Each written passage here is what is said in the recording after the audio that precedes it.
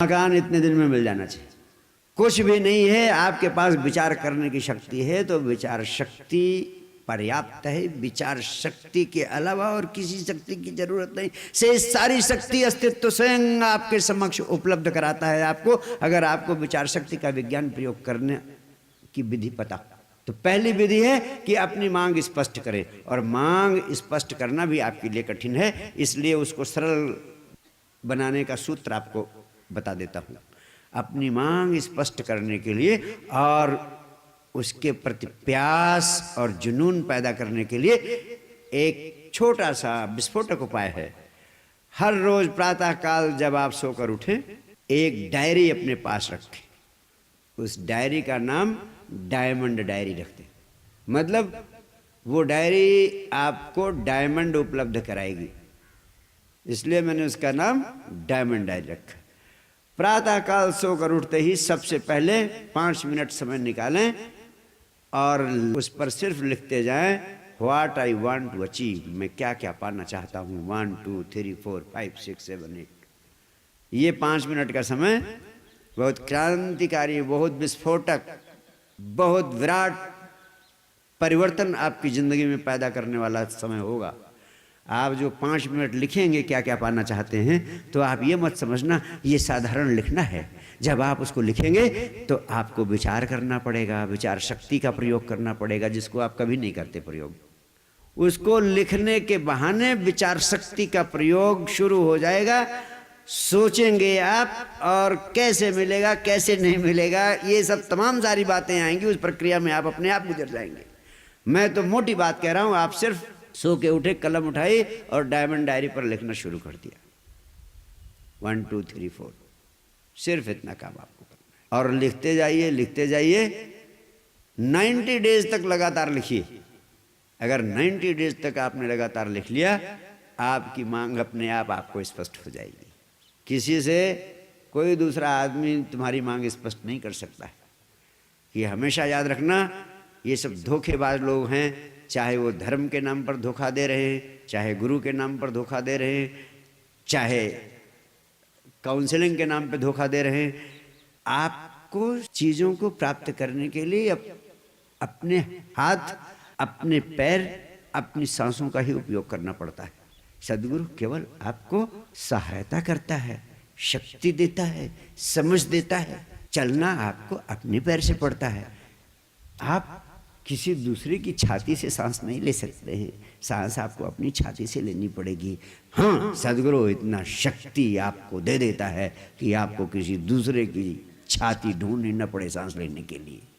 तो पहला, diamond diary में प्रतिदिन आप लिखते जाएं, 90 दिन तक लगातार। आपकी मांग स्पष्ट हो जानी चाहिए। आपकी मांग स्पष्ट हो तो 99% काम आपका हो जाता है।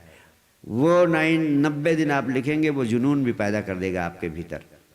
और दूसरा महत्वपूर्ण सूत्र है विचार शक्ति के विज्ञान का प्रयोग करने के संबंध में, कि जो आप पाना चाहते हैं यकीन करें कि आप उसे प्राप्त कर सकते हैं। डाउट में न रहें, संदेह न करें। यकीन करने के चमत्कारी परिणाम होते हैं। अगर आपने यकीन कर लिया तो आपने अगला महत्वपूर्ण कदम उठा लिया। बचपन की 4 लाइनें जहां जाता हूं वहीं सुना देता हूं।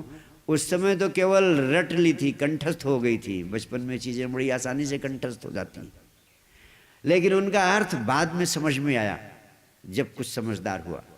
वो 4 पंक्तियां क्या थी?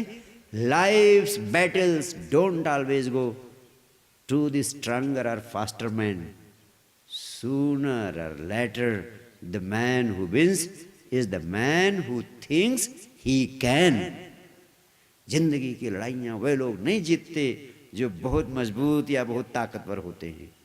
जिंदगी की लड़ाइयां सिर्फ वे लोग जीतते हैं जो यकीन करते हैं कि वे जीत सकते हैं, जो यकीन करते हैं कि वे जीत सकते हैं। आपको यकीन हो जाए कि आप प्राप्त कर सकते हैं उन चीजों को जो आपने डायमंड डायरी में लिखा है, जो आपने डायमंड डायरी में लिखा है। अगर डायमंड डायरी काउंटर पर उपलब्ध होगी तो हमारे मित्र आपको उपलब्ध करा देंगे। नहीं उपलब्ध होगी तो आप अपनी डायमंड डायरी खुद बना लीजिएगा, लेकिन कल से ही लिखना शुरू कर दीजिएगा। कल आप आएंगे तो मैं पूछूंगा आपने डायमंड डायरी बना ली कि नहीं बना ली, कल पर मत टालिए, आज से शुरू कर दीजिए। यानी जब पहली प्रातः आप उठेंगे तो अपनी मांग लिखना शुरू कर देंगे। और दूसरा, आप यकीन करेंगे कि जो कुछ आपने लिखा है वो मिलकर रहेगा। इसके बहुत चमत्कारी परिणाम होते हैं। आपको पता है दुनिया में जितने सांप पाए जाते हैं, मेडिकल साइंस का निष्कर्ष है कि सिर्फ 97% सांपों में जहर होता है। 97% सांपों में जहर नहीं होता है, सिर्फ 3% सांपों में जहर होता है। 97% सांपों में जहर होता ही नहीं। लेकिन मेडिकल साइंस की दूसरी चौंकाने वाली रिपोर्ट है कि पृथ्वी पर सांपों के काटने से जितने लोग मरते हैं, उनमें से 99% से अधिक लोग उन सांपों के काटने से मरते हैं जिनमें जहर होता ही नहीं। जहर था नहीं, लेकिन आदमी मर गया। क्यों? क्योंकि उसे यकीन हो गया कि सांप ने काटा है। और सांप का काटा कभी कोई बच सकता है? या यकीन ही उसको मार देता है। तुम्हारे शरीर में मनोवैज्ञानिक कहते हैं कि 90% बीमारियां पहले मन में पैदा होती है, और मन में पैदा होती हैं, ज़्यादा दिन रह गई तो धीरे धीरे वो पूरे शरीर में फैल जाती है। आपने सुना होगा प्लेसबो इफेक्ट का नाम। कितने लोगों ने सुना प्लेसबो इफेक्ट? खैर, मैं बता ही देता हूँ। मेडिकल साइंस का एक बहुत प्रसिद्ध प्रयोग है। एक ही बीमारी से ग्रस्त 100 मरीजों को उनकी बीमारी की अमेरिका से इंपोर्ट की हुई दवा दी जाती है, जो कि उस बीमारी की एकमात्र दवा है और कहीं वो उपलब्ध नहीं थी। लेकिन उन सारे 100 मरीजों को ये बताया गया कि असली दवा जो अमेरिका में बनी है आज तक उपलब्ध नहीं हो पाई है, उसका प्रोडक्शन रुक गया है, इसलिए ये काम चलाऊ लोकल दवा दी जा रही है जिससे कहीं आप इसी महीने के अंदर मर न जाओ। जबकि उनको असली इंपोर्टेड दवा दी गई। कहते हैं उसमें से सिर्फ 20% आदमी ठीक हुए, 80% आदमी ठीक नहीं हुए, और शेष उसी बीमारी से ग्रस्त 100 लोगों को केवल रंगीन पानी इंजेक्शन के रूप में दिया गया। लेकिन उन्हें बताया गया कि अमेरिका की एकमात्र रामबाण औषधि इस बीमारी की वो तुम्हें दी जा रही है। कहते हैं उसमें से 80% मरीज ठीक हो गए, उस दवा से ठीक हुए जो दवा थी ही नहीं, क्योंकि यकीन कर लिया। यकीन करने में इतनी शक्ति है, इतनी ताकत है। और यकीन करना कठिन हो तो छोटे छोटे से शुरू करो। मैं पहले छोटी छोटी चीज़ों से मैंने विचार शक्ति के विज्ञान का प्रयोग किया। मैंने देखा अरे ये तो बड़ा चमत्कारी है, ये चीज़ ये भी हो गई, ये भी हो गई, ये भी हो गई। यकीन कर लेने का मैं उदाहरण खोजने लगा तो देखा ये तो सारी पृथ्वी में अद्भुत अद्भुत चीज़ें यकीन करने से हुई हैं। तो फिर मैंने भी उनका प्रयोग करना शुरू कर दिया। जब मैं विद्यार्थी जीवन में था, मेरे प्राणों में एक बात बार बार कौंधने लगती थी। मैं अपने छात्रावास से विश्वविद्यालय विद्या अध्ययन के लिए जाता था। रास्ते में तमाम सारी झुग्गियाँ पड़ती थी। उन झुग्गियों में छोटे छोटे बच्चे, लड़के लड़कियों, औरतों की जिंदगी की दुर्दशा देखकर मैं रुक जाता था, कभी कभी 15 मिनट, कभी 20 मिनट, और देखता ही रह जाता था कि बेचारी कैसा नारकीय जीवन जी रही है। और कभी कभी मैं लेट हो जाता था क्लास अटेंड करने में। ऐसा भी 2-4 बार हुआ। रुक गया, रुक ही गया, गया क्लास शुरू हो चुकी थी, फिर वापस आ गया, क्लास नहीं हुई। तो मेरे प्राणों में ये सपना पैदा होने लगा था कि जब भी मैं किसी लायक हूँगा, मैं झुग्गी में पैदा होने वाले इन बेसहारा बच्चों के लिए ज़रूर कुछ न कुछ करूँगा, ज़रूर कुछ न कुछ करूँगा। और आप हैरान होंगे, जनवरी 2010 से 10 जनवरी 2010 से जो विचार मेरे प्राणों में पैदा हो रहा था, सिर्फ विचार था, विचार के अलावा और कुछ नहीं था। मेरे पास एक नया पैसा भी नहीं था कि मैं एक कमरा भी बनवा दूं। और विचारों की शक्ति इन लगभग 1.25 वर्षों में हिंदुस्तान के 8 शहरों में झुग्गी झोपड़ी के बच्चों के लिए साइंस डिवाइन विद्यापीठों की स्थापना हो चुकी है, 8 शहरों में। और आप हैरान होंगे, मुंबई की धरती पर मैं व्यासपीठ से बोल रहा था, मेरे प्राणों से उठा, ये आवाज उठी, ये संकल्प निकल आया मेरे मुंह से कि मुंबई के मेरे संपन्न सहयोगी मित्रों के सहयोग से मेरे झुग्गी झोपड़ी के बच्चों के लिए विराट विश्वविद्यालय की शीघ्र ही स्थापना होने वाली है। ये लगभग 10 महीने पहले मेरे मुंह से निकला है था, और आप हैरान होंगे 128 एकड़ जमीन मेरे मित्रों ने वहां पर प्राप्त कर ली है, जिसमें विराट विश्वविद्यालय का सपना साकार होने जा रहा है, जिसमें आप हैरान होंगे मेरे पास एक नया पैसा नहीं था और इतना बड़ा सपना पूरा होने जा रहा है।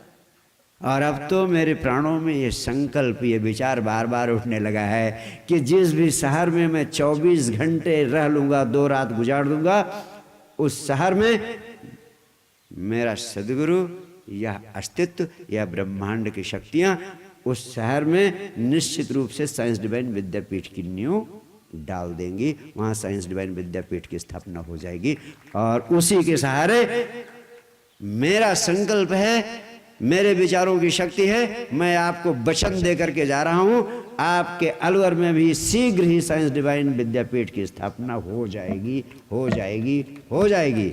और आपको दिखाऊंगा कि विचार शक्ति के विज्ञान का प्रयोग करके कैसे असंभव से असंभव चीज को प्राप्त किया जा सकता है, बड़ी से बड़ी, असाधारण से असाधारण चीज को प्राप्त किया जा सकता है। यकीन करने के बाद तीसरी महत्वपूर्ण चीज़ है कि जिस चीज़ को आप प्राप्त करना चाहते हैं, यकीन इतना गहरा हो कि 24 घंटे में 24 बार आप उसको मिला हुआ ही अनुभव करें, जैसे आपको मिल ही गया है, मिल ही गया, मिल ही गया। जैसे आप चीफ मिनिस्टर बनना चाहते हैं तो 24 घंटे में 24 बार चीफ मिनिस्टर की कुर्सी पर बैठने की मौज ले लिया करें, मिल ही गया है ऐसा अनुभव करें कि सारे ब्यूरोक्रेट आपके पास फाइल लिए खड़े हैं, आप फरमान जारी कर रहे हैं, अखबारों में चर्चाएं हो रही हैं। यकीन को गहराने के लिए उसे मिला हुआ ही अनुभव करने का अभ्यास करें। इसमें भी आपको कोई रुपया पैसा खर्च करने की ज़रूरत नहीं है, सिर्फ विचार शक्ति का प्रयोग करने की ज़रूरत है। और अब चौथी चीज़ जो सबसे महत्वपूर्ण है, जो आपके विचारों को असलियत में प्रकट करने में सबसे महत्वपूर्ण शक्तिशाली भूमिका निभाती है, वो बताना चाहता हूँ, वह है अपनी चाह को, अपनी मांग को, अपने अवचेतन मन को संप्रेषित करिए। और सरल ढंग से बताना चाहता हूँ, आपके मन के 2 हिस्से हैं, एक चेतन मन, एक अवचेतन मन। चेतन मन की शक्ति 10% है, अवचेतन मन की शक्ति 90% है। चेतन अवस्था में जो विचार आपके आते हैं, जो आप पाना चाहते हैं, जो आप डायमंड डायरी में लिखते हैं, जो चाह, जो मांग, जो लक्ष्य आपका प्रकट होता है आपके जीवन में, चेतन मन में, उसे अवचेतन मन में पहुंचा दीजिए। अवचेतन मन की शक्ति 90% है। वह अवचेतन मन इस ब्रह्मांड की शक्तियों से तालमेल करके आपके विचारों को असलियत में, यथार्थ में प्रकट कर देता है, अपने आप तालमेल कर देता है। तो अवचेतन मन में कैसे भेजा जाए अपने चेतन मन की चाह को?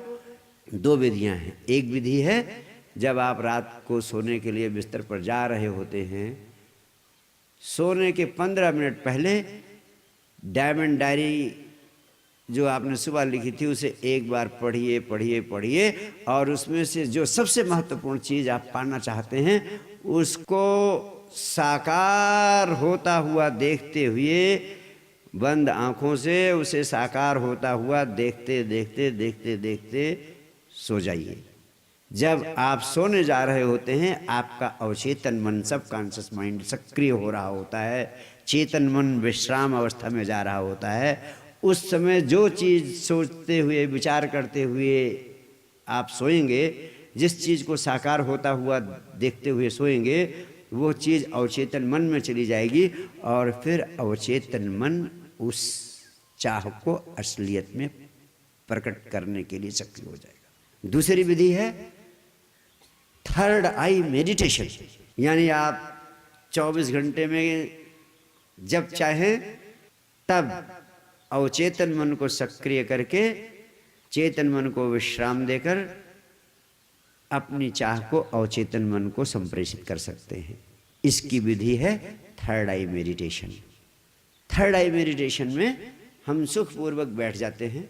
सुखपूर्वक बैठ जाते हैं, सोफे पे बैठ जाइए, कुर्सी पे बैठ जाइए या जमीन पर आसन लगाकर बैठ जाइए, कैसे भी बैठ जाइए, लेकिन सुखपूर्वक बैठो।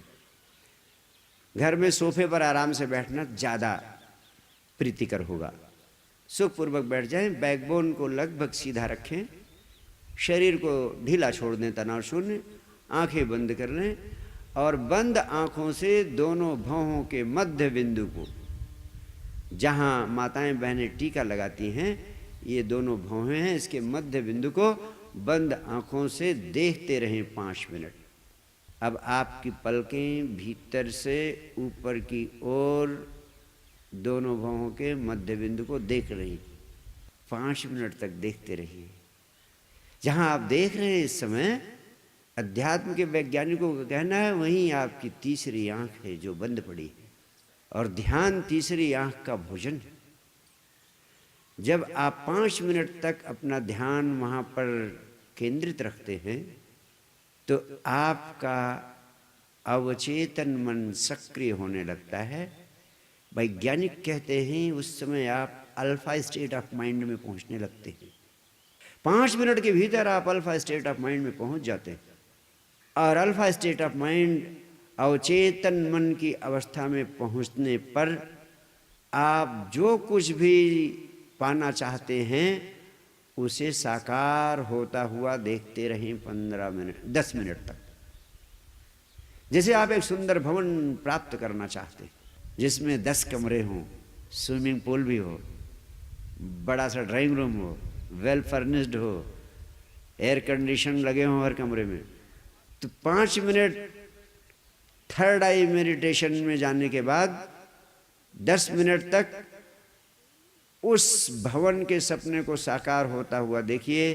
जैसे आप उस भवन में रह रहे हैं, आपके बच्चे स्विमिंग पूल में नहा रहे हैं, आनंद ले रहे हैं, आपके मित्र रिश्तेदार आपसे मिलने आए हैं, ड्राइंग रूम में बैठे हैं, आपके भवन की सराहना कर रहे हैं, एक एक कमरे घूम घूम कर देख रहे हैं, आप भी आनंद भाव से उन्हें दिखा रहे हो। कोई पैसा तो लग नहीं रहा। 10 मिनट तक इस सपने को साकार करिए अपने अवचेतन मन में, और जितना जल्दी आप रिजल्ट प्राप्त करना चाहते हैं उतनी गहनता से अवचेतन मन को अपना संदेश दीजिए।